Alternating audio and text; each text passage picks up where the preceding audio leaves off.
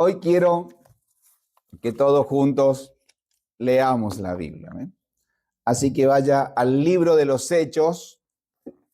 ¿A qué libro vamos a ir? Muy bien. Capítulo 10.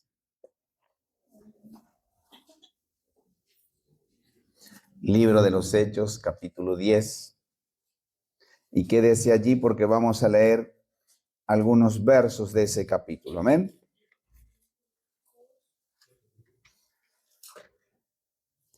Le he puesto por título La oración que todo lo cambia.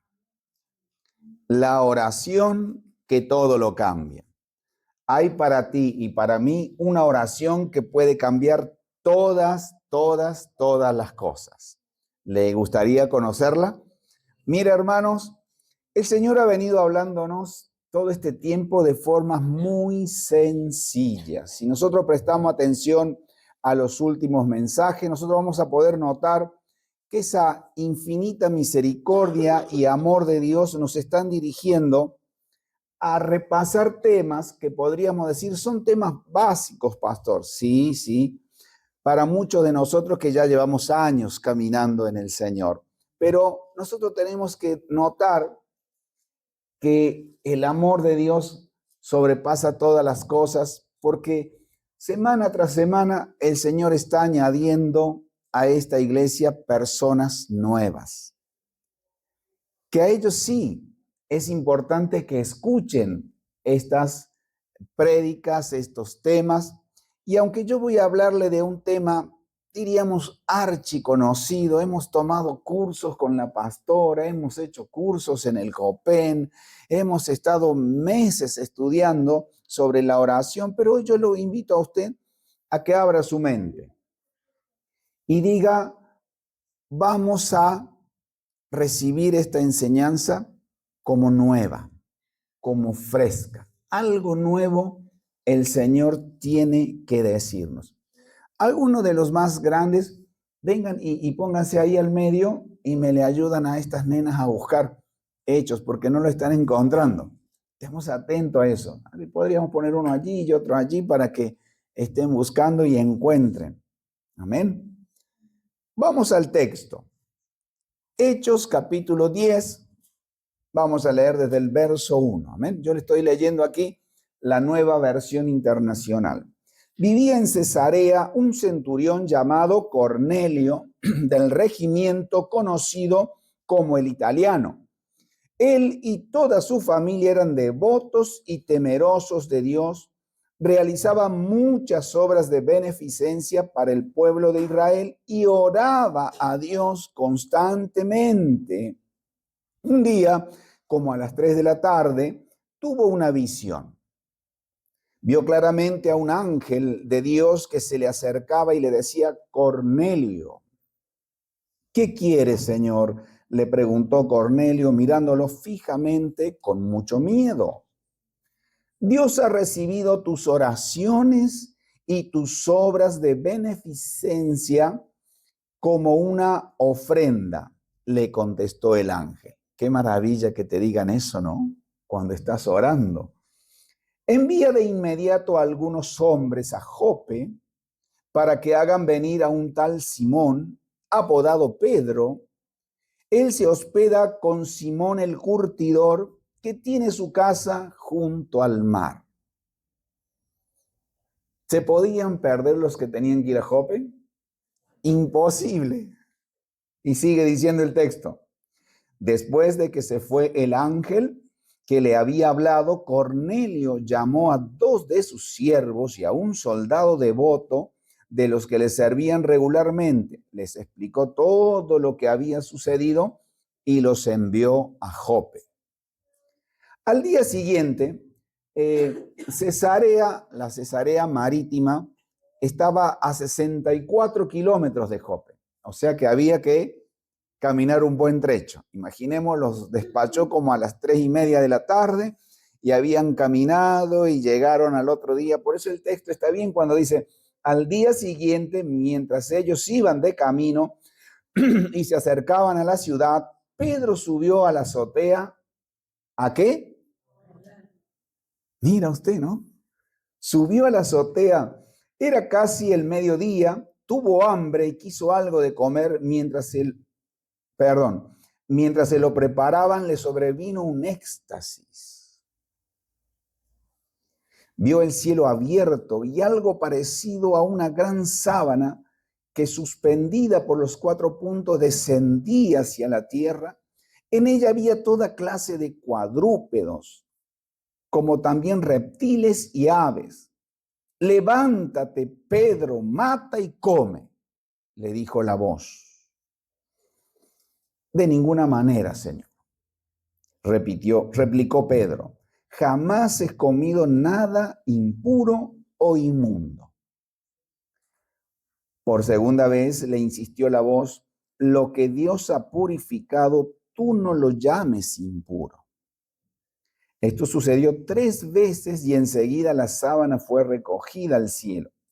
Pedro no atinaba a explicarse cuál podría ser el significado de la visión. Mientras tanto, los hombres enviados por Cornelio, que estaban preguntando por la casa de Simón, se presentaron a la puerta. Llamando, averiguaron si allí se hospedaba Simón, apodado Pedro. Mientras Pedro seguía reflexionando sobre el significado de la visión, el Espíritu le dijo. ¿Quién le dijo? Qué lindo que estés orando y el Espíritu venga y te hable. Sería maravilloso.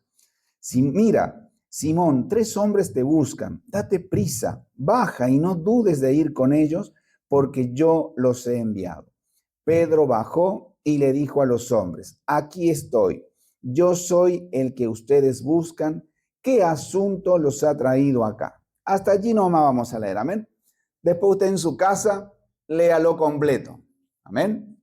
¿Cuántos lo van a leer completo en su casa? Amén. 2. Mira, la oración es un patrimonio, perdón hermanos, de todos los hombres. La oración no es algo exclusivo de un grupo de hombres, es un patrimonio de todos los hombres. ¿De dónde saca eso, pastor? Cornelio era un pagano que no pertenecía al pueblo de Dios, pero oraba a Dios constantemente. Tenga eso en mente. Un pagano que no era del pueblo de Dios, pero oraba a Dios constantemente. Y por el otro lado lo tenemos a Pedro, un discípulo del mismísimo Hijo de Dios que había aprendido de Jesús cómo orar. Él está orando y uno podría decir, bueno, a Pedro Dios lo tiene que escuchar porque era un apóstol, pastor. Pero yo quiero que usted entienda hoy que la oración es un patrimonio de todos los hombres. Todos los hombres pueden orar a Dios. Pero ya vamos a ver por qué. Amén. Segundo punto, la oración no tiene un lugar ni un horario predeterminado. Yo he escuchado mucho a lo largo de mi vida personas que venían a decirte, hay que orar de esta forma, en este lugar, a esta hora. ¿Quién ha escuchado eso? Yo he escuchado. Me recuerdo de una pastora que nos decía, hay que orar a la madrugada, pastor. ¿Cómo a qué hora, pastora? Y 3, 4 de la mañana, 5 a veces. Y yo decía, ¿cómo voy a orar a esa hora si yo a las 6 me levanto para irme a trabajar? Y un día no sé qué había pasado, no había ido a trabajar, no sé si tenía una hijota, y fui a la casa de la pastora 12:30, ya era tarde eso, ¿no? Del mediodía, y sale el hijo y dice, no, mi mamá todavía está durmiendo. Ah, entendido, así cualquiera hasta las 5 de la mañana, si duerme hasta la 1, 2 de la tarde. Fíjate, a veces la gente nos habla desde la comodidad de ellos. Después he escuchado otra, hay que orar así, no así, hay que orar de esta forma. Pero mira, acá Cornelio, mira, oraba a las 3 de la tarde en su casa. El tipo comía, hacía la sobremesa con los que estaban allí. Dice, me disculpan, creo que tenía un lugar especial. ¿Por qué el pastor piensa todo eso si la Biblia no dice? Cornelio tenía mucha plata, hermano. Cornelio manejaba 100 soldados romanos y había que pagarle. Y no solo 100, sino que manejaba un regimiento. El regimiento estaba compuesto por 600 hombres. Había que pagar más. Era un hombre de plata. Y él estaba allí a las 3 de la tarde, ¿qué hacía? Orando. ¿Quién de ustedes oraría a las 3 de la tarde? Ah, pastor, yo a las 3 de la tarde estoy trabajando. Bueno, pero fíjate, Pedro, al mediodía, a las 12 del mediodía, estaba en una casa que no era la de él. ¿Y a dónde estaba orando? En la terraza. ¿Quién de ustedes se ha subido al techo a orar?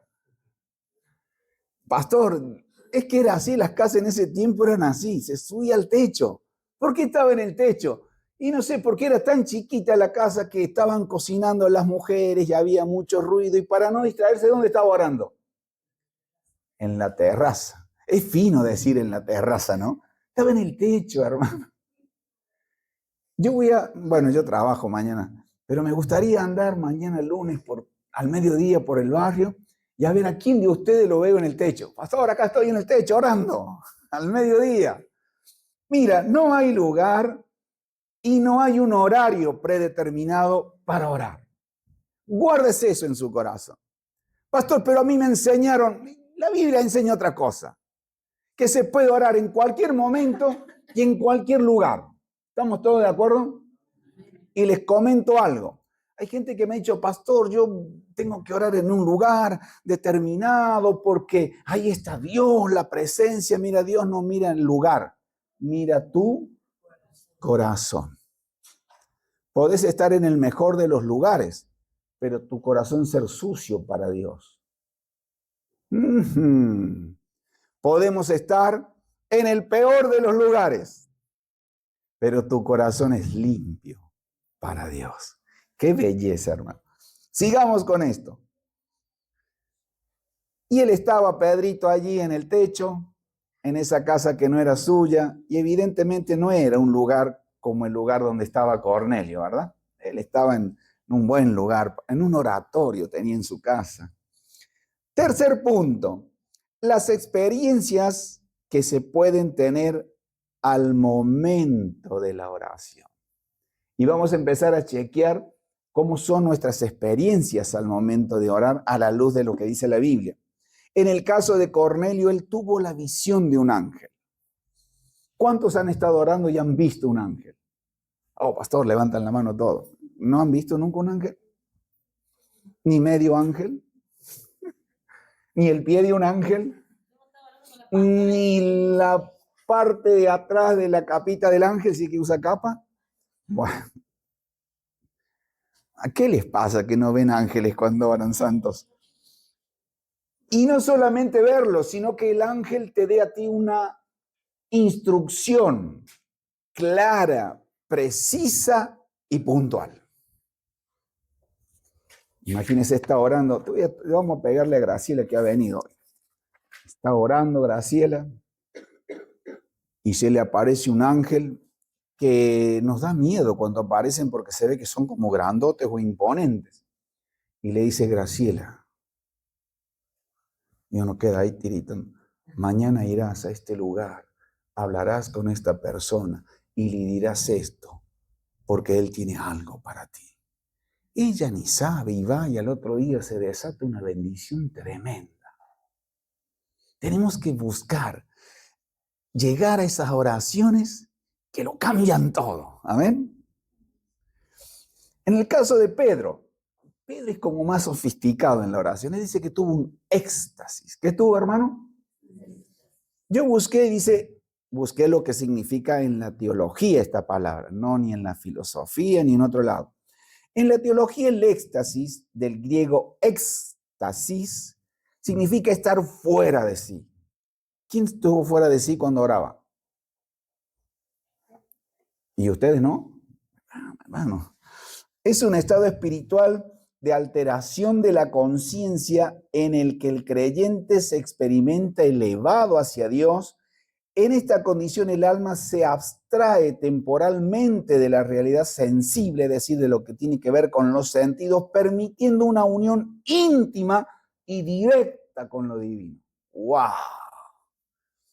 Era sonso Pedro para ahora, ¿no? Salía fuera de sí, se conectaba con Dios en la oración. ¡Qué lindo! Tendríamos que ir a tomar un curso con Pedro de oración, ¿verdad? Tuvo una visión muy perturbadora. Sí, oró, tuvo una visión, no la entendió. Como nos ha pasado muchas veces a nosotros que el Señor nos ha mostrado visiones y no las hemos entendido. ¿Cuántos de ustedes han tenido visiones y no las han entendido? Escuchó voces que le hablaban de forma clara. Pedro, levántate, mata y come. Pedro, no llames impuro a lo que yo he limpiado. Escuchaba voces claras, no eran voces inconfundibles, voces que no se entienden, no eran susurros, no eran como cosas que dicen, me parece que escucho voz. Ese no es Dios, hermano. Si Dios te va a hablar siempre de forma clara, precisa. Tú vas a entender lo que te quiere decir. Y si escucho otras voces, esas no son voces de Dios. Dígale al que está a su lado, esas no son voces de Dios. Esas son voces de otro, que ni te conviene escucharlas. Y Pedro ahí en esa oración escuchó la instrucción precisa del Espíritu Santo. Qué hermoso que estés orando y el Espíritu Santo te hable. Jessica, mañana vas a hacer esto, esto y esto. Y usted se levanta y hace lo que el Espíritu Santo le dice y todo le sale bien. Nada le falla. ¿Por qué? Porque el Espíritu Santo no se equivoca. Y vamos al cuarto y último punto. ¿Qué podemos aprender de este relato nosotros hoy? Es muy bonito el relato, pastor, son muy bonitas las experiencias de estos dos hombres, pero ¿de qué nos sirve a nosotros? Ellos estaban allá, nosotros estábamos aquí. Mira, en este relato maravilloso de la vida de oración de estos hombres nos enseñan poderosas lecciones sobre la oración. Yo quiero que la veamos con detenimiento. Lo primero que aprendemos es que Dios escuchará la oración de personas devotas a Él, de personas temerosas de Dios y de personas que lo buscan de forma sincera. ¿Va prestando atención? No importa si estás o no estás en el pueblo, pero si tienes este corazón y esta vida y oras, Dios te va a escuchar. ¿Por qué dice eso, pastor? Porque a Cornelio lo escuchó. ¿Qué más puse aquí? Dios presta atención a aquellos que realizan muchas obras de beneficencia y oran constantemente a Él. Yo he escuchado gente que dice, ay, pastor, a mí Dios no me escucha. ¿Y qué hace usted por Dios? Nada. ¿Y cómo es su vida con relación a los hermanos? A mí no me interesan los demás. ¿Y cómo pretende que Dios los escuche? ¿Se va entendiendo a dónde quiero llegar en esta mañana, hermanos? ¿O a dónde el Señor nos quiere llevar? Y uno podría preguntarse ahora, ¿cómo puede ser posible, pastor, que Dios escuche a alguien que no viene a la iglesia, que no participa de las actividades de la congregación, además ni siquiera vino a la reunión de mujeres ayer, y que no tiene ninguna relación con ninguna comunidad de fe? Acompáñeme a leer Isaías 65:1. Yo amo este texto y lo tengo hecho un cuadrito grande en mi escritorio. Y un día la pastora no sé qué estaba haciendo y se topó, dice, qué bárbaro ese texto, me dice. Dice así el texto. ¿Ya lo tenemos, chicos? Ahí está llamando Dios.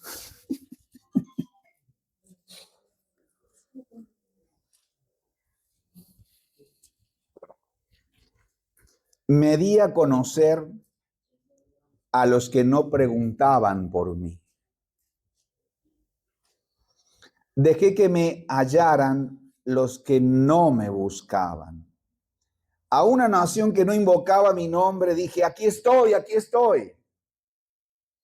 Este es el Dios de Cornelio.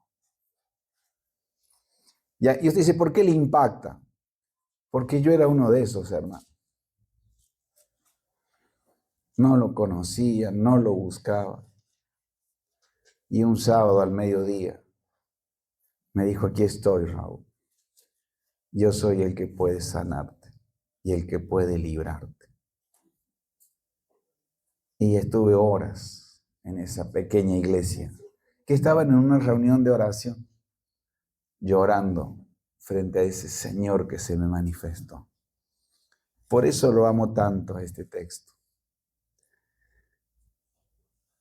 Lo primero que entendemos es que Cornelio buscaba a Dios.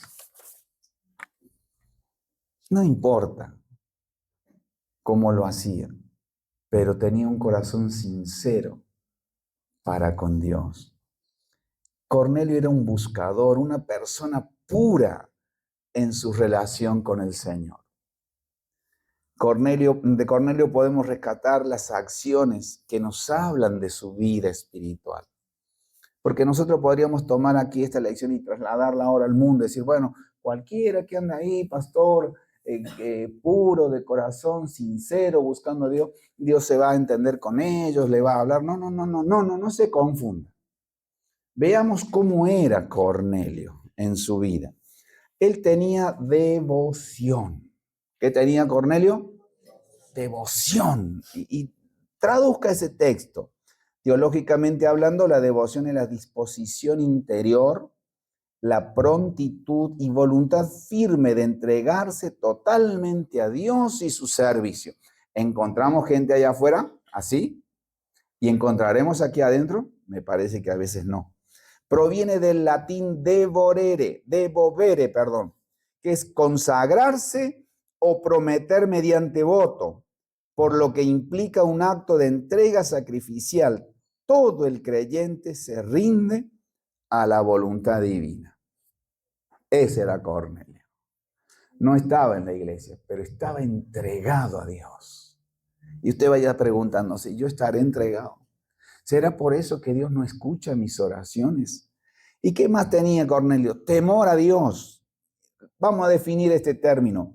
Teológicamente hablando, el temor de Dios no es terror, no es pánico ni miedo a Dios, ni a que Dios te castigue. Se define principalmente como un respeto reverencial, asombro y profunda admiración hacia la grandeza, santidad y majestad de Dios. Es el reconocimiento de la pequeñez humana frente al Creador. Póngalo en un ejemplo sencillo. Esto lo escuché y me encantó.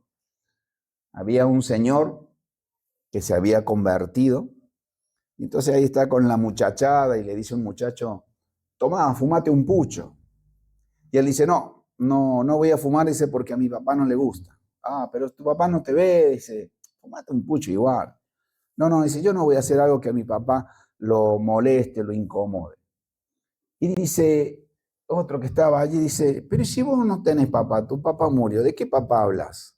De Dios. Dios es mi padre.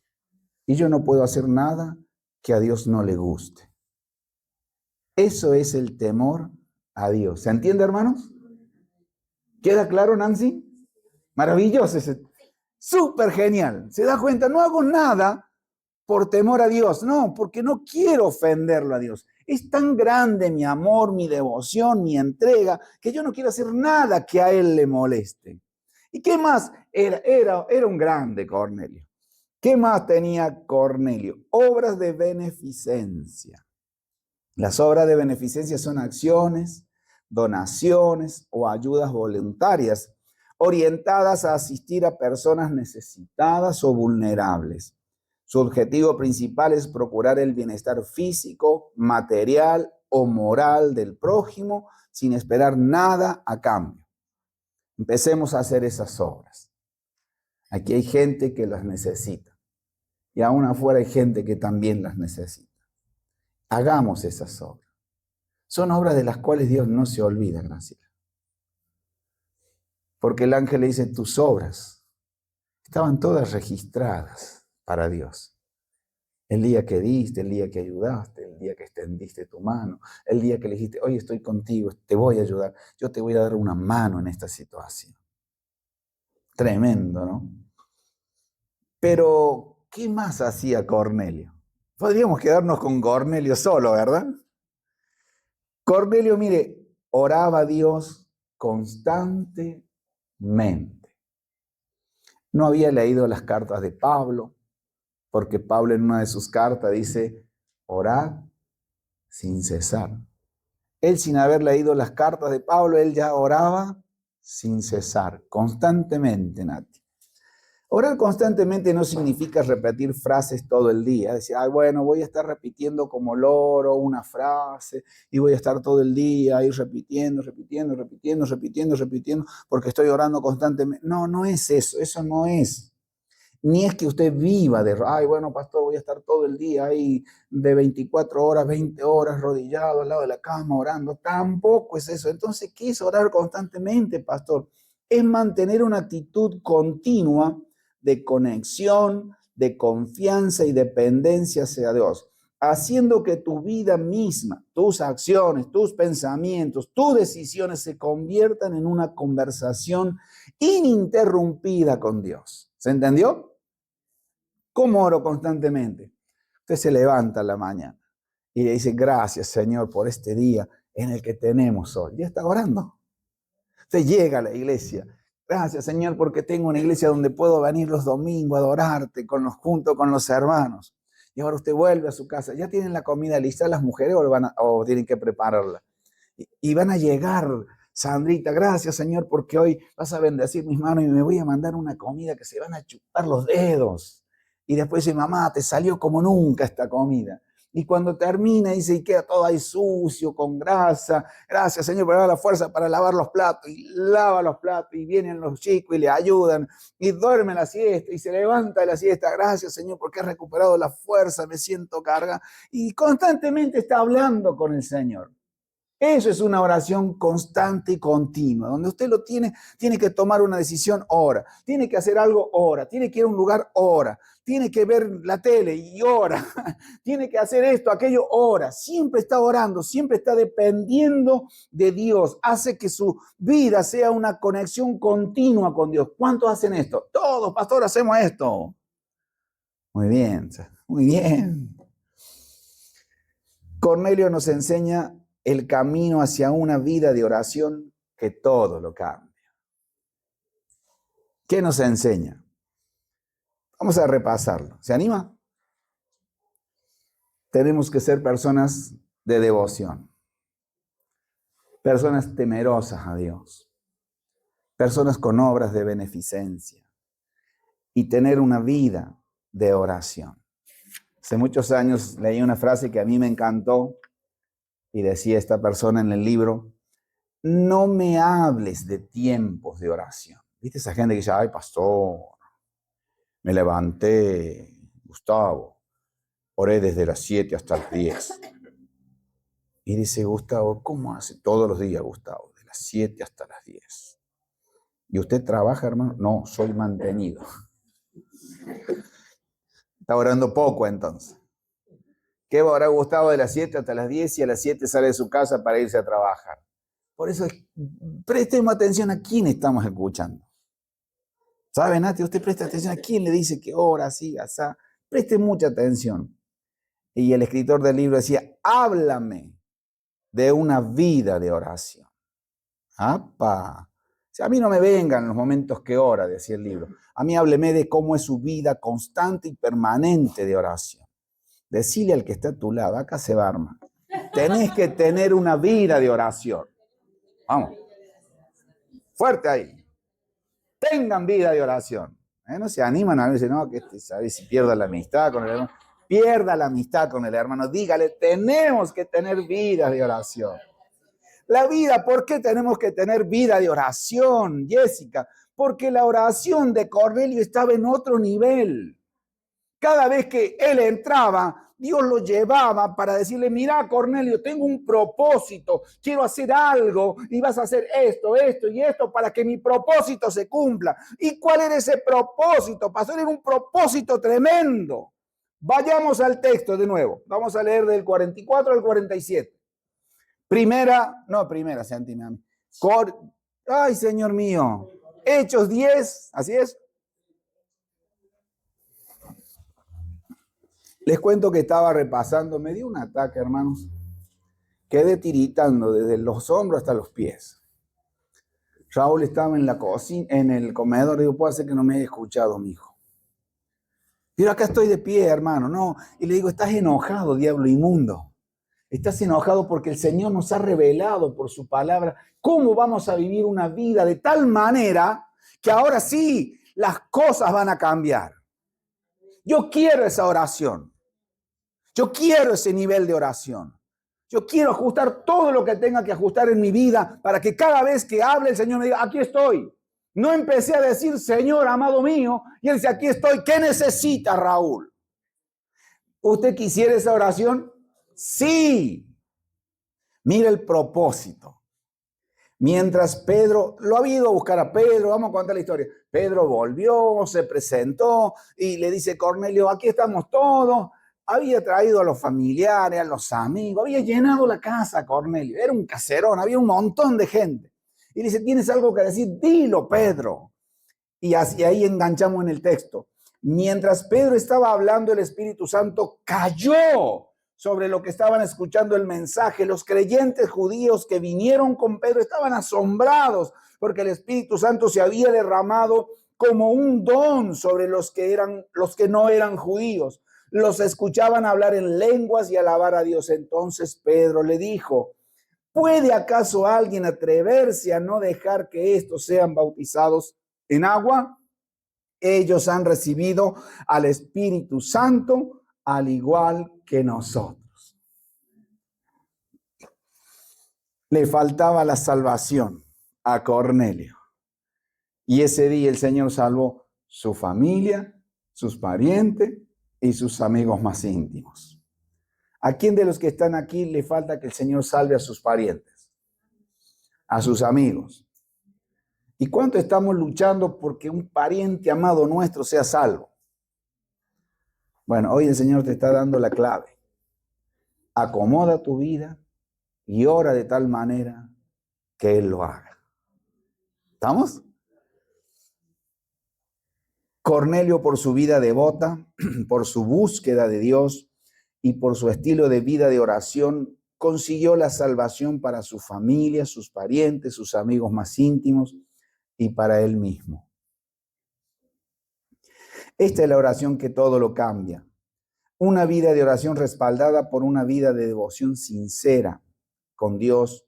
Como alguien que no conocía a Dios, podría recibir de Dios tanta atención y sobre todo la salvación. Esa es la pregunta que nos puede surgir, ¿no? ¿Cómo, pastor? ¿Por qué Dios lo atendió? Yo soy creyente, pastor, soy bautizado, voy a la iglesia, estoy al frente de un ministerio, hago esto, hago aquello, hago lo otro, diezmo, ofrendo, colaboro. ¿Y por qué le pido a Dios si no me escucha?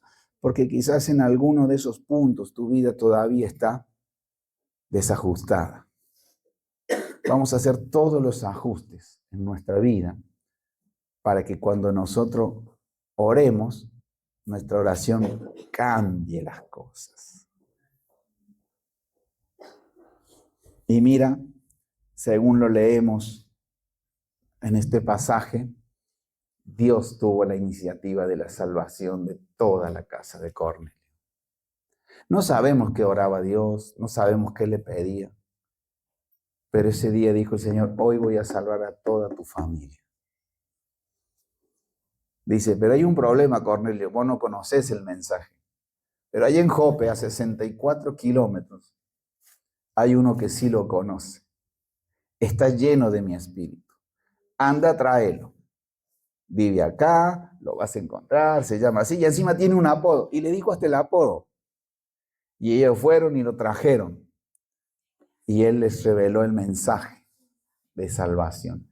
Y toda la familia fue salva. Se convirtió, o sucedió lo que dice Lucas en Hechos 2:24, la segunda parte. Y cada día el Señor agregaba a esa comunidad cristiana los que iban siendo salvos. Yo no sé, ¿a usted le ha servido esto, hermano? ¿Quiere tener una oración que todo lo cambie? ¿Ha entendido los pasos para llegar a esa oración y a ese nivel de oración? Porque nos faltaría Pedro, pero yo no sé si cortar acá y nos vamos a casa o quiere escuchar lo de Pedro. No me dice nada. Bueno, acá terminamos entonces. ¿Sí? ¿Qué hacemos? ¿Sigo o me...? ¿Cuántos quieren que siga? Levanten la mano los que quieren que siga. No, la mitad, miti. Bueno, ganaron. ¿Qué aprendemos de Pedro, pastor? Bueno, Pedro, él oraba en cualquier lugar, en cualquier horario, tenga hambre, sin hambre, él oraba.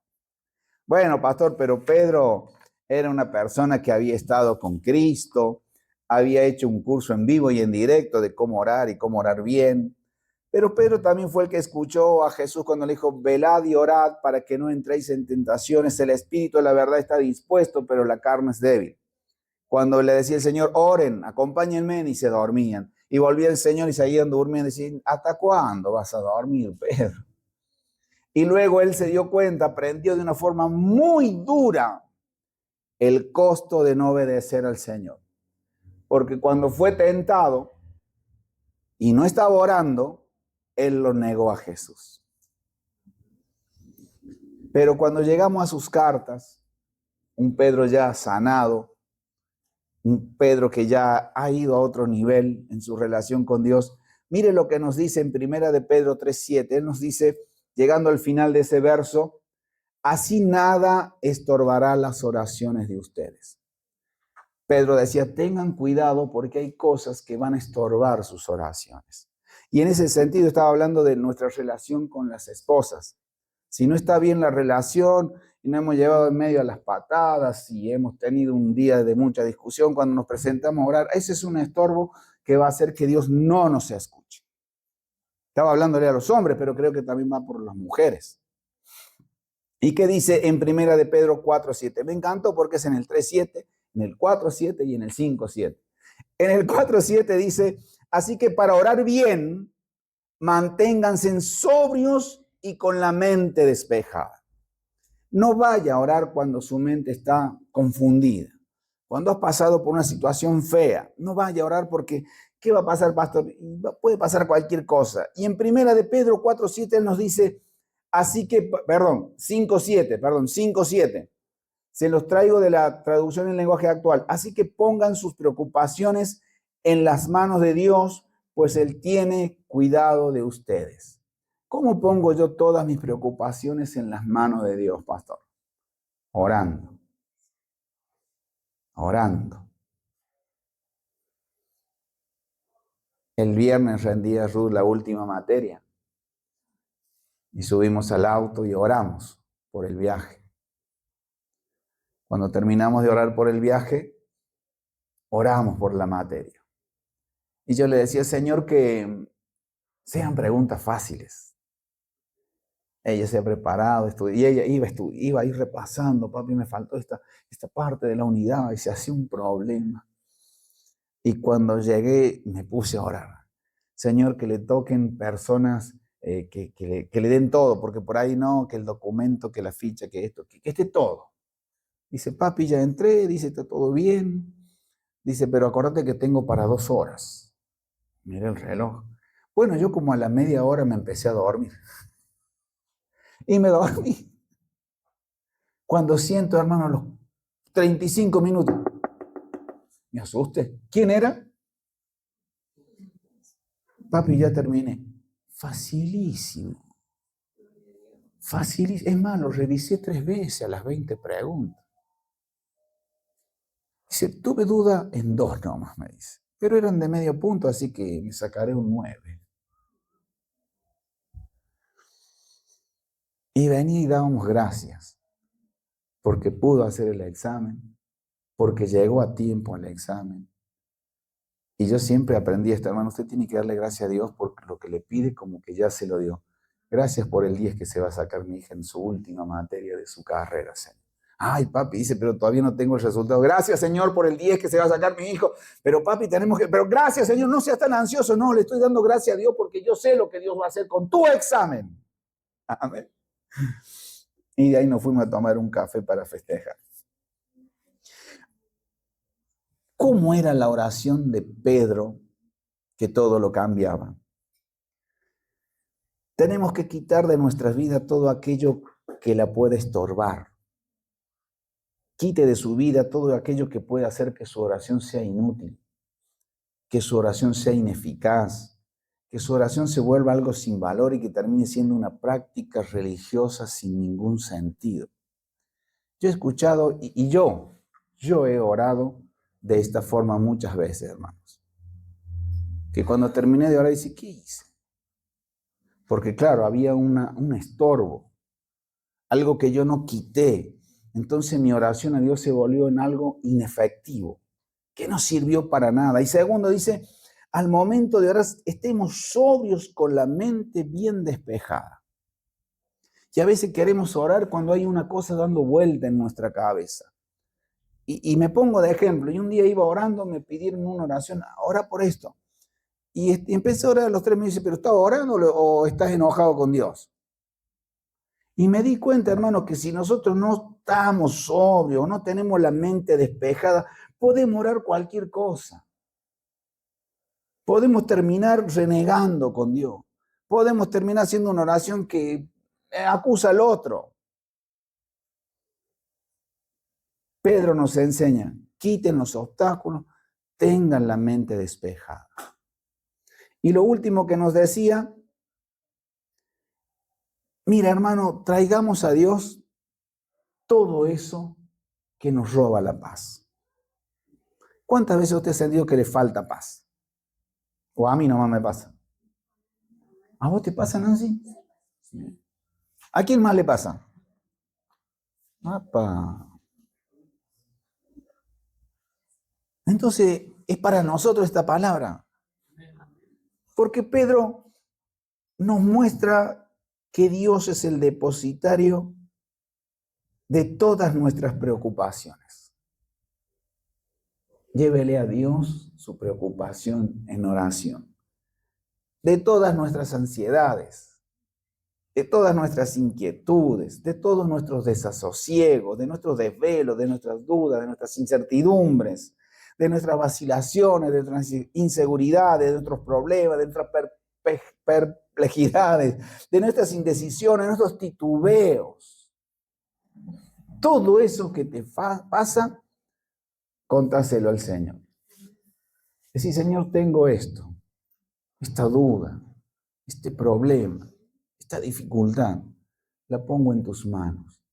Vos sabrás qué vas a hacer. Déjeselo a Él, porque si usted no lo puede arreglar, ¿para qué lo quiere arreglar?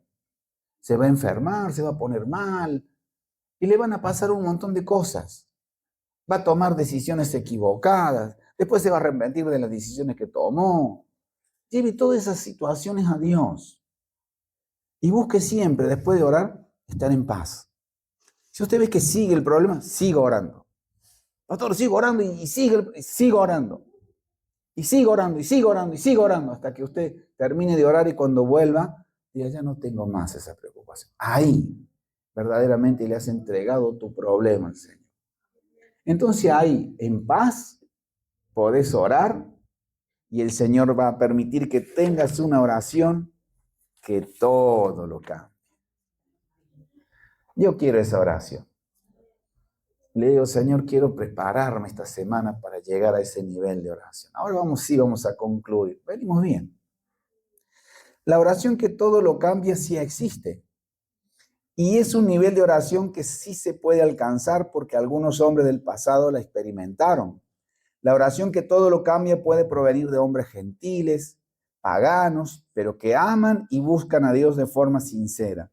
La oración que todo lo cambia también puede provenir de hombres que aprendieron del mismo Jesús cómo orar de esa forma.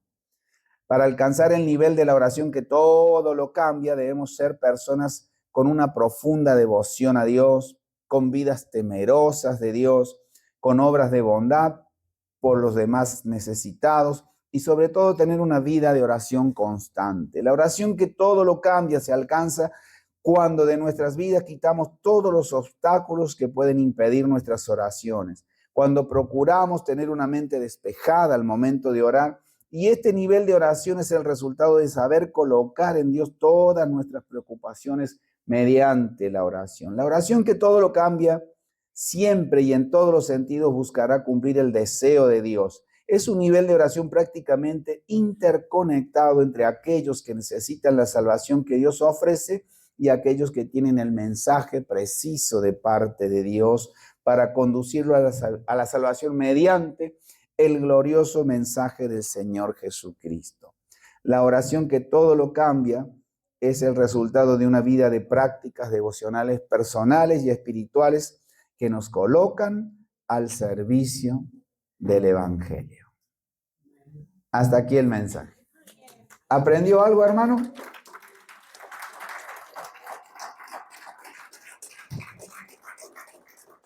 El próximo domingo en la acción de gracia van a levantar la mano y dice, pastor, quiero dar una acción de gracias porque he hecho la oración que todo lo cambia y quiero contar lo que cambió en mi vida, lo que cambió en mi familia, lo que cambió en el barrio, lo que cambió donde sea. Amén.